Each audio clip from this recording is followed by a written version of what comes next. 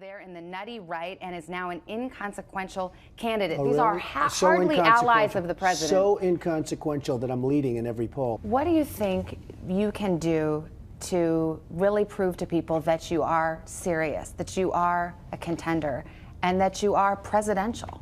I think I'm presidential. I think I have a very high aptitude, and I think I was at the best schools and always did good. And I do defend the interests of the Russian Federation. We should be guided by facts. Could you name a single fact that would definitively prove the collusion? This is utter nonsense. You just told about your new project in Georgia, but we have never heard about any projects in Russia, but it's a big market. Maybe it should be interesting for such a businessman. It is. I've been there many times, and I spent quite a bit of time in Moscow looking at deals. Do you have any projects or any plans for Czech? We don't in Czech, and I'd love to have something there. I speak the language fluently. Mluvím česky perfektně, víš, tak I speak the language fluently. I have no dealings with Russia. I have no deals in Russia. I have no deals that could happen in Russia because we've stayed away. He concluded that there was no collusion. And after a review of the facts, the Department of Justice confirmed there was no collusion, no obstruction. Does the Russian government have any compromising material on President Trump or his family?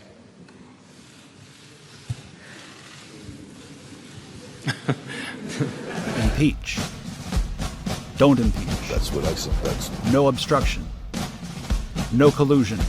well, I'm not a crook. We have been given a set of facts. Russia, if you're listening. Collected and analyzed. Detailed in a 400-page report Smoking gun. by the men and women of the United States Department of Justice. We got him. This is the case against the president.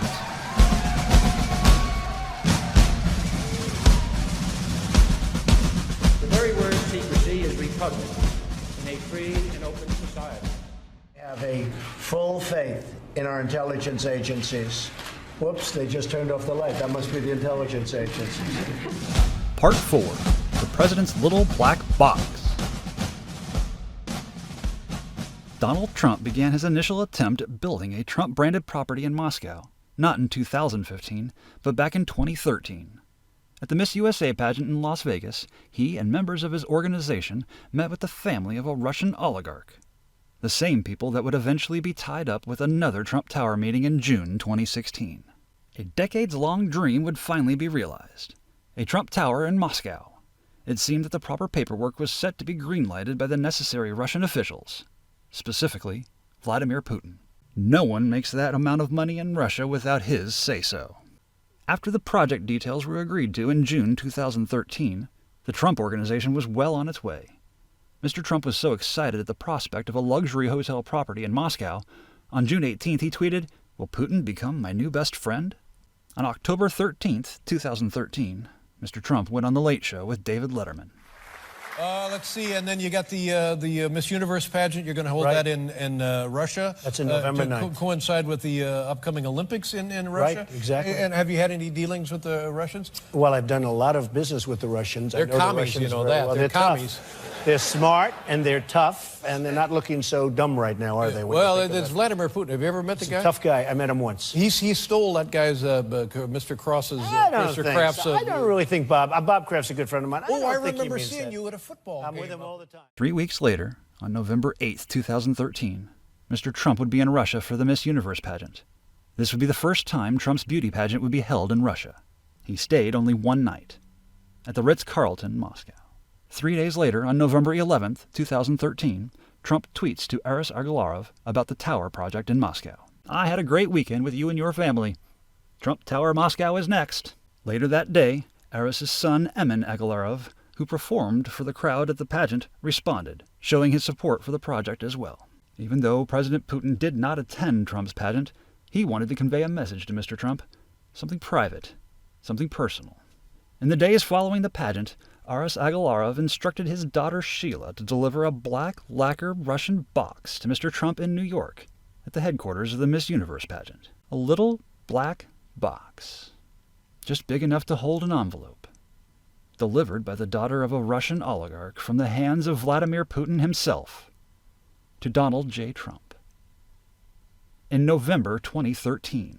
I wonder where he came up with the idea that President Putin would want to be his new best friend. Shared adversity and common goals help strengthen solid relationships, and this newly found friendship of theirs would be put to the test a few months later when President Putin invaded Ukraine and occupied Crimea. After the ousting of Ukrainian President Viktor Yanukovych in late February 2014, Putin used the chaos and unrest that followed as cover and moved to seize Crimea, a clear violation of the law in the eyes of the international community. On March 6, 2014, President Barack Obama announced the U.S. would be placing sanctions on Russia, including travel bans and the freezing of assets in the U.S., effectively ending the Trump Tower Moscow project. Today I'm announcing a series of measures that will continue to increase the costs on Russia and on those responsible for what is happening in Ukraine. We are imposing sanctions on specific individuals responsible for undermining the sovereignty, territorial integrity, and government of Ukraine. Going forward, we can calibrate our response based on whether Russia chooses to escalate or to de-escalate the situation. On March 17, 2014, President Obama announced another round of sanctions targeting banks, businesses, arms dealers, and oligarchs.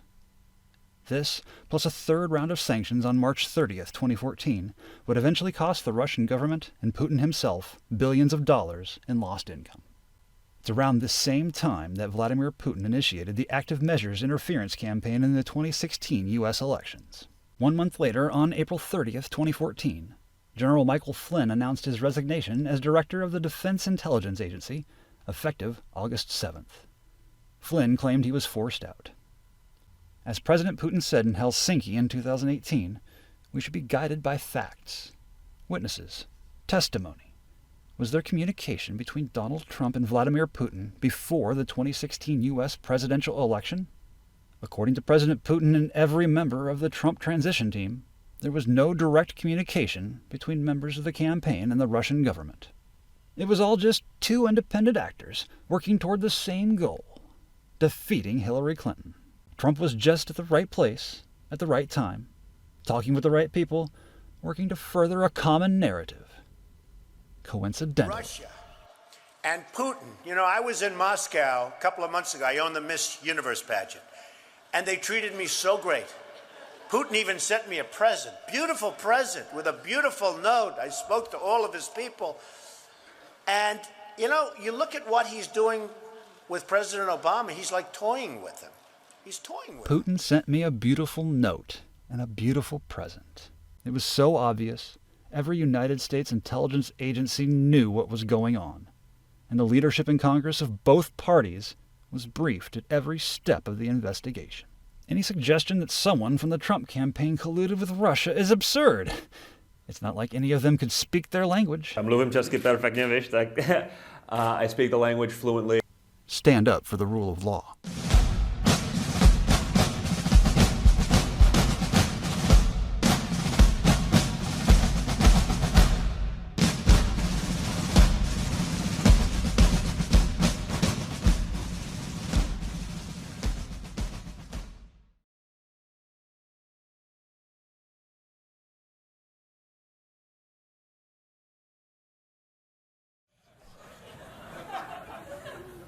How you been otherwise? I've been good.